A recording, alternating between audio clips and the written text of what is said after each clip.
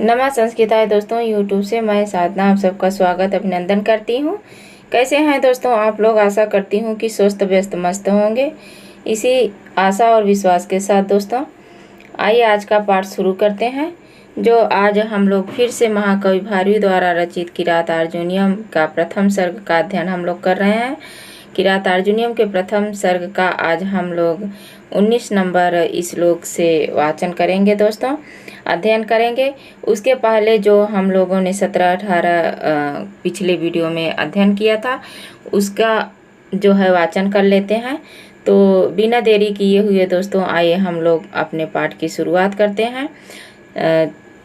उसके पहले आज का एक मोटिवेशन कोड है दोस्तों। आज का मोटिवेशन कोड है, हिम्मत न हार चाहे मंजिल कितनी ही दूर क्यों न हो। हिम्मत न हार चाहे मंजिल कितनी ही दूर क्यों न हो। पहाड़ों से निकलने वाली नदियाँ कभी समुंदर का रास्ता नहीं पूछती। पहाड़ों से निकलने वाली नदियाँ कभी समुंदर का रास्ता नहीं पूछती और अपने रास्ते में आने वाले चट्टान तोड़ते हुए समुंदर में जा ही मिलती हैं।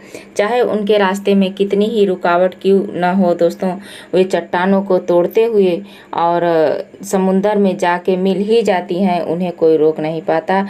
इसलिए अपने मंजिल को पाने के लिए दृढ़ संकल्प पर चलने वाले रास्ते को कोई रुकावट, कोई समस्या नहीं हिला सकती, कोई रोक नहीं सकती अपने मंजिल को पाने के लिए।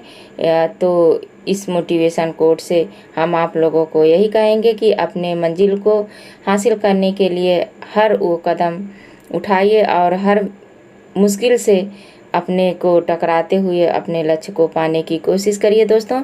इसी मोटिवेशन कोड के साथ दोस्तों आइए आज का पाठ शुरू करते हैं। जो महाकवि भारवी द्वारा रचित किरात अर्जुनीयम के प्रथम सर्ग का 19 नंबर श्लोक से हम लोग शुरू करेंगे। उसके पहले हम लोग 17 और 18 नंबर श्लोक का वाचन करते हैं। 17 नंबर श्लोक है, सुखेन लभ्या ददतः कृषिवलै अकृष्टपच्या इव सस्य सम्पद वितीन्वति क्षेमदेव मातृका चिराय तस्मिन् कुर्वश्चकासति। उसके बाद 18 नंबर है, उदार कीर्ते उदयं दयावत प्रशांत बाधम दिशतो विरचया स्वयं प्रदुग्धेस्य गुणैरु स्वयं प्रदुग्धे गुणैरुपश्नुता वसुपमानस्य वसुनिवेदनी।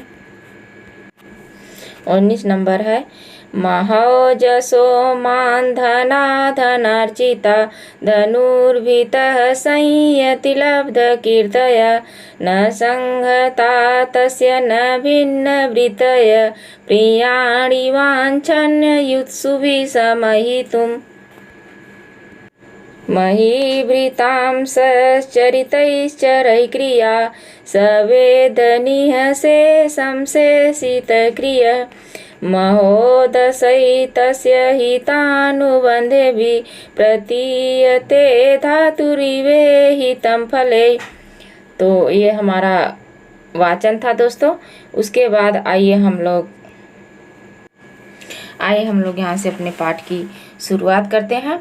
जो पिछले श्लोक में जो 18 नंबर श्लोक था, पिछले श्लोक में जो वनेचर था वह महाराजा युधिष्ठिर से दुर्योधन के बारे में बता रहा था कि जो दुर्योधन है वह ऐसी अपनी व्यवस्था बना के रखा है जिससे जो है वो धरती उसकी प्रजा को ऐसे धन बरसा रही है, कुएर के समान जो है धरती द्रवीभूत होकर उससे स्वयं ही धन बरसा रही है।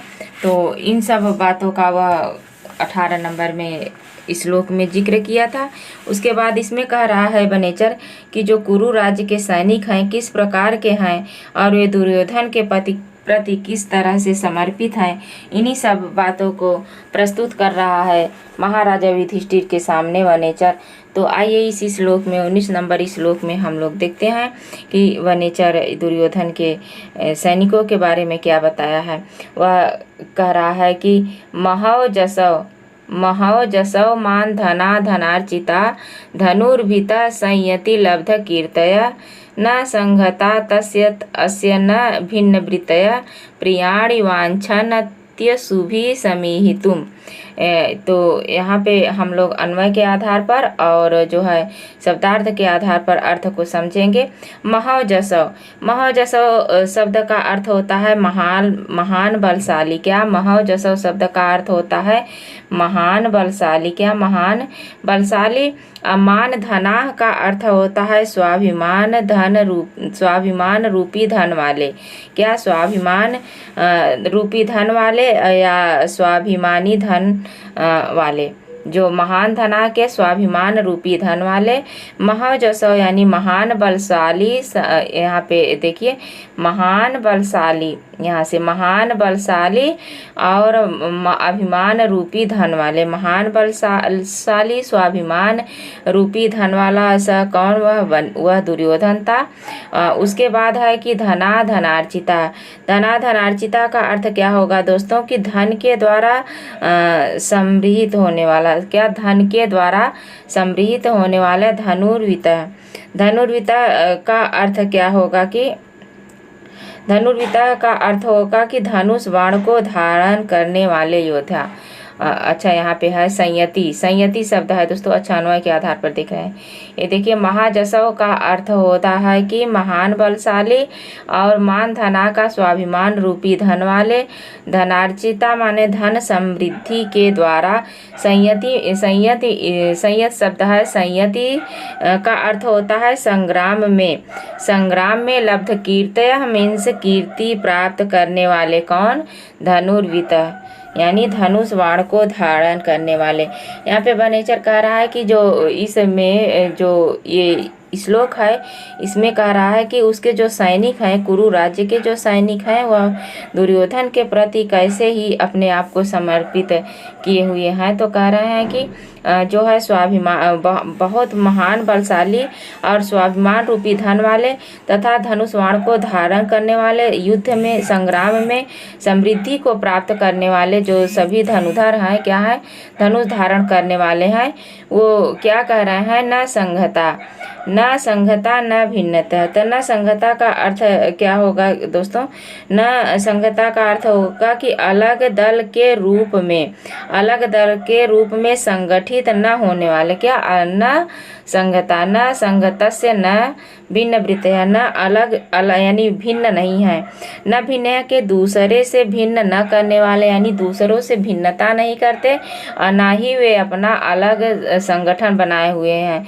यहाँ कहने का तात्पर्य है कि जो उसके सैनिक हैं वो न ही अलग से अपना कोई संगठन बनाए हैं और ना ही जो है अलग कोई भिन्न अन्य किसी के दूसरे के प्रति भिन्न व्यवहार करने वाले नहीं हैं।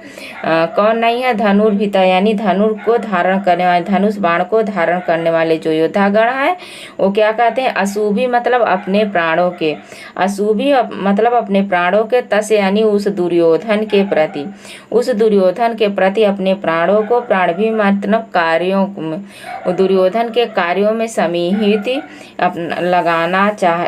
लगाना चाहते हैं, अपने कार्यों को लगाना चाहते हैं। अर्थात वह दुर्योधन कह रहा है कि महान पराक्रमी, महान यानी महान बलशाली, मान स्वरूप अपने अभिमान को धारण करने वाले, अर्थात धन को अर्जित करने वाले, जो संयति यानी संग्राम में लब्ध कीर्ति प्राप्त करने वाले, लब्ध कीर्ति प्राप्त करने वाले, दूसरों से संगठित न रहने वाले और अलग से अपना संगठन न बनाने वाले, अलग से किसी के प्रति दुर्गुण व्यवहार न करने वाले, जो धनुधर हैं, धनुष को धारण करने वाले, वह दुर्योधन के प्रति अपने प्राणों की बाजी लगा देना चाहते हैं, उसके कार्यों में अपने प्राणों को भी न्यौछावर कर देने की इच्छा रखते हैं। यह कह रहा है कि वह दुर्योधन।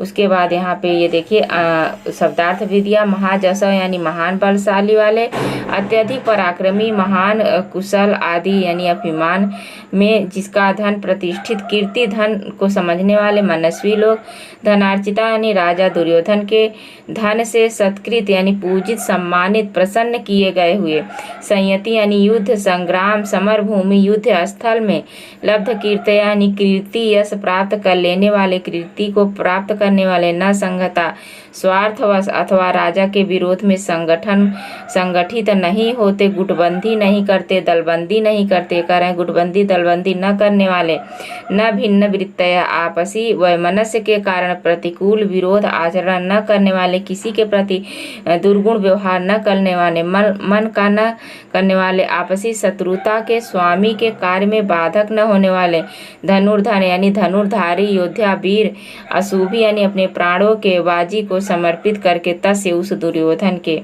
प्रयाण यानी अभिष्ट अभिलाषित कार्यों में अपने आप को लगाने की चाह रखते हैं, अपने आप को लगाने की चाह रहता है। अत्यधिक बलशाली, अभिमान, समान कीर्ति प्रतिष्ठा को रखने वाले सभी धनुधर, जो ऐसे धनुधर जो किसी के दुर्गुण व्यवहार को नहीं करते, जो राजा के प्रति अपने अलग से संगठन नहीं बनाते, गुटबंदी नहीं करते, दलबंदी नहीं करते, यानी राजा के विरोध में कभी अपने आप को अलग नहीं समझते, ऐसे प्रतिकूल आचरण करने वाले, जो राजा के प्रति कभी शत्रुता नहीं करते, ऐसे योद्धागण धनुधारी जो है उसके कार्यों में अपने प्राणों की बाजी लगा देना चाहते हैं।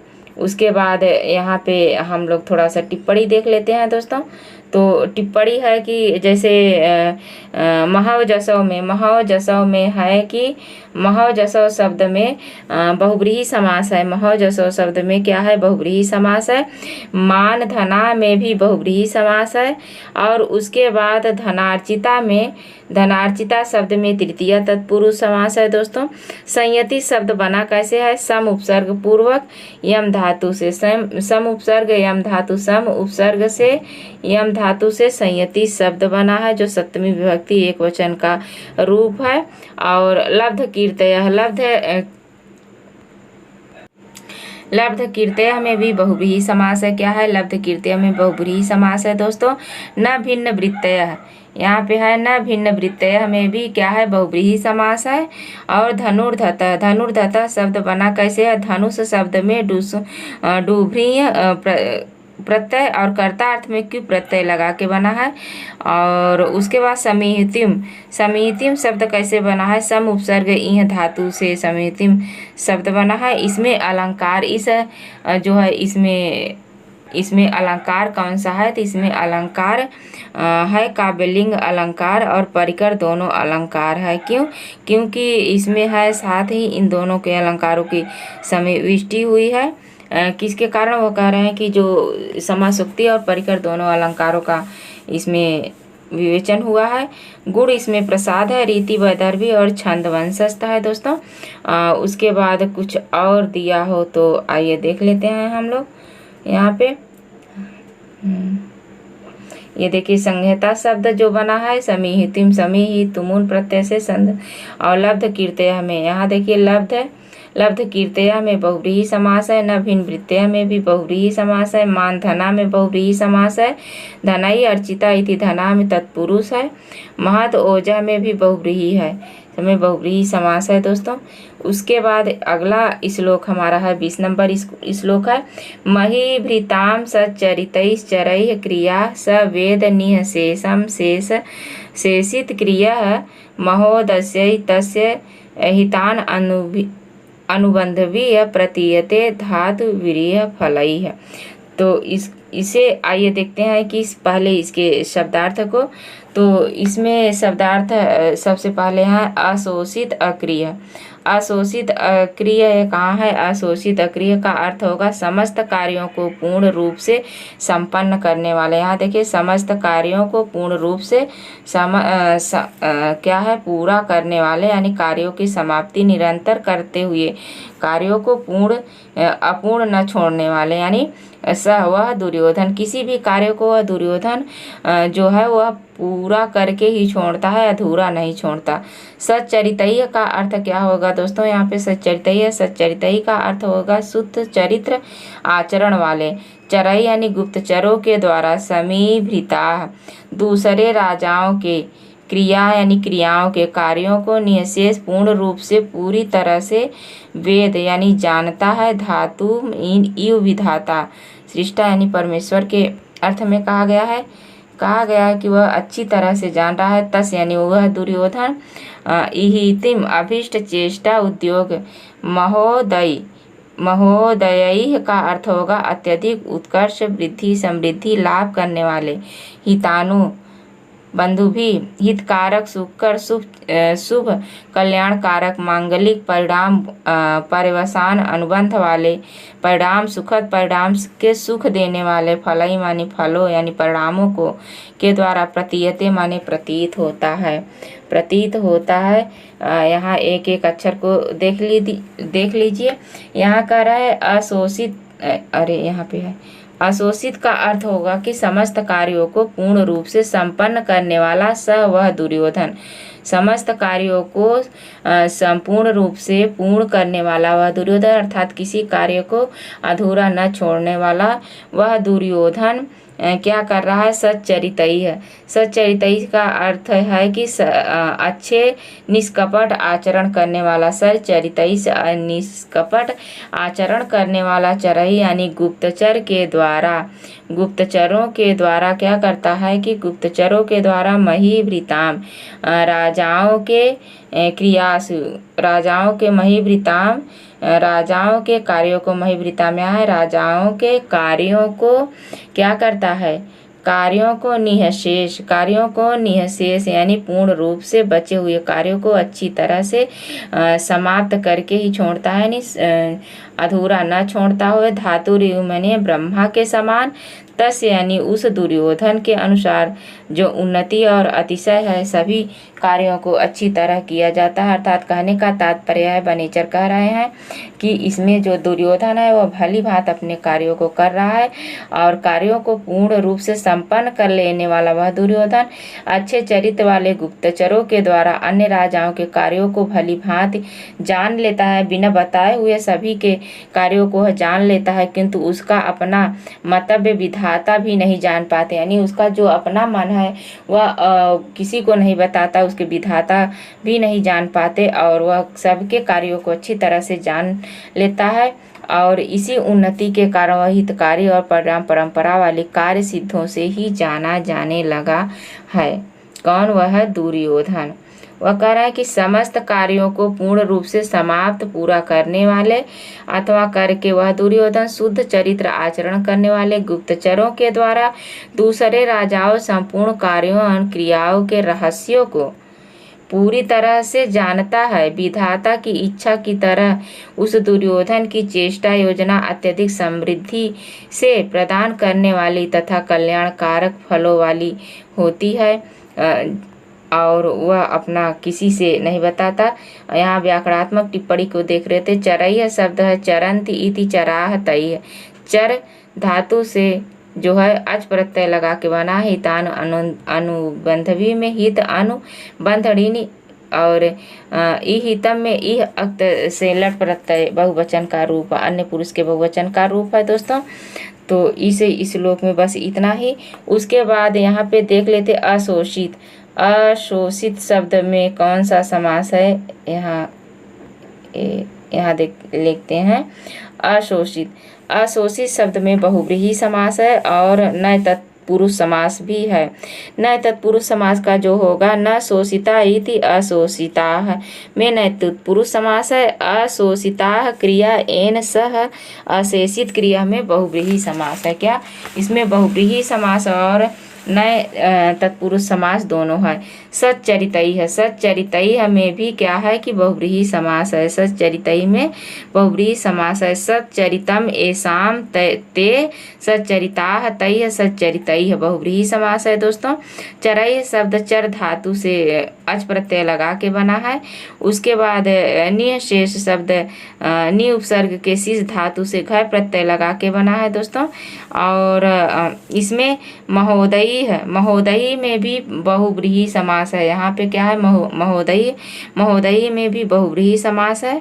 और हितान अनुबंधवी में उपपद समास है। हितान अनुबंधवी कहाँ है? हितान अनुबंधवी में उपपद तत्पुरुष समास है। क्या?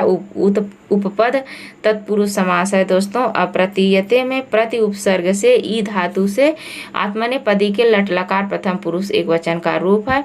और इसमें अलंकारी से शब्द में अलंकार कौन है? उपमा अलंकार है दोस्तों। प्रसाद गुण है और रीति वैदर्भी छंद वंशस्थ है दोस्तों। तो आज बस यहीं तक। आशा करती हूँ कि वीडियो आप लोगों को पसंद होगा। अगर अच्छा लगे तो लाइक शेयर कमेंट करिए। जो हमारे नए साथी हो चैनल को सब्सक्राइब न किए हो तो सब्सक्राइब करिए दोस्तों। तो आज बस यहीं तक दोस्तों। नमः संस्कृताय।